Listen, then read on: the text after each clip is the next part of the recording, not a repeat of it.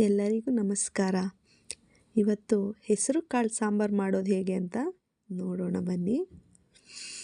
ತುಂಬ ಈಸಿಯಾಗಿ ಮಾಡ್ಕೊಬೋದು. ಮೊದಲಿಗೆ 1 ಕಪ್ ಹೆಸರು ಕಾಳನ್ನ ನಾನು ರಾತ್ರಿನೇ ನೆನೆ ಹಾಕಿ ತೊಳೆದು ಎತ್ತಿಟ್ಕೊಂಡಿದ್ದೀನಿ. ಇಲ್ಲಿ ಒಂದು ಆಲೂಗೆಡ್ಡೆ, ಒಂದು ಕ್ಯಾರೆಟು, ಒಂದು 4-5 ಬೀನ್ಸ್ ಕಟ್ ಮಾಡಿ ಇಟ್ಕೊಂಡಿದ್ದೀನಿ.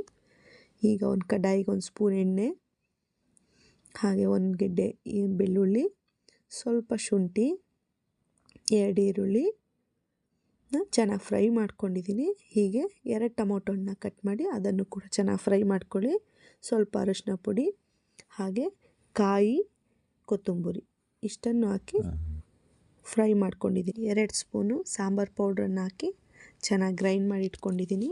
ಈಗ ಕುಕ್ಕರಿಗೆ 1 ಟೇಬಲ್ ಸ್ಪೂನ್ ಎಣ್ಣೆ ಹಾಕ್ಕೊಂಡಿದ್ದೀವಿ. 1 ಟೇಬಲ್ ಸ್ಪೂನ್ ಸಾಸಿವೆ, ಹಾಗೆ ಒಂದೇ ಒಂದು ಒಣಮೆಣಸಿನಕಾಯಿ, ಹಾಗೆ ಆಗಲೇ ಕಟ್ ಮಾಡಿ ಇಟ್ಕೊಂಡಿರೋ ತರಕಾರಿ ಕಾಳನ್ನ ಎಲ್ಲ ಹಾಕ್ಕೊಂಡು 1 ನಿಮಿಷ ಹಾಗೆ ಫ್ರೈ ಮಾಡ್ಕೊತಾ ಇದ್ದೀನಿ. ಯಾವುದನ್ನೇ ಬೇಯಿಸ್ಕೊತಲ್ಲ, ಜಸ್ಟ್ ಫ್ರೈ ಮಾಡ್ಕೊತಾ ಇದ್ದೀನಿ ಅಷ್ಟೇ 1 ನಿಮಿಷ. ಹಾಗೆ ಆಗಲೇ ಗ್ರೈಂಡ್ ಮಾಡಿ ಇಟ್ಕೊಂಡಿರೋ ಮಸಾಲೆನ ಕುಕ್ಕರ್ ಒಳಗೆ ಹಾಕ್ಕೊತಾ ಇದ್ದೀನಿ. ಹಾಗೆ ಸಾಂಬಾರಿಗೆ ಎಷ್ಟು ಬೇಕೋ ಅಷ್ಟು ನೀರನ್ನ ನೋಡಿ ಹಾಕ್ಕೊಳ್ಳಿ. ಹಾಗೆ ರುಚಿಗೆ ತಕ್ಕಷ್ಟು ಉಪ್ಪನ್ನು ಬಳಸಿ, ಹಾಗೆ ಕರಿಬೇವನ್ನು ಹಾಕಿ 2 ವಿಷಲ್ ತೊಗೊಂಡಿದ್ದೀನಿ. ಕುಕ್ಕರ್ ತಣ್ಣಗಾದ್ಮೇಲೆ ತೋರಿಸ್ತಾ ಇದ್ದೀನಿ ನಿಮಗೆ. ನೋಡಿ, ಸಾಂಬಾರು ರೆಡಿಯಾಗಿದೆ. ಮುದ್ದೆ ಜೊತೆ ಈ ಸಾಂಬಾರು ತಿಂದರೆ ತುಂಬ ಚೆನ್ನಾಗಿರುತ್ತೆ.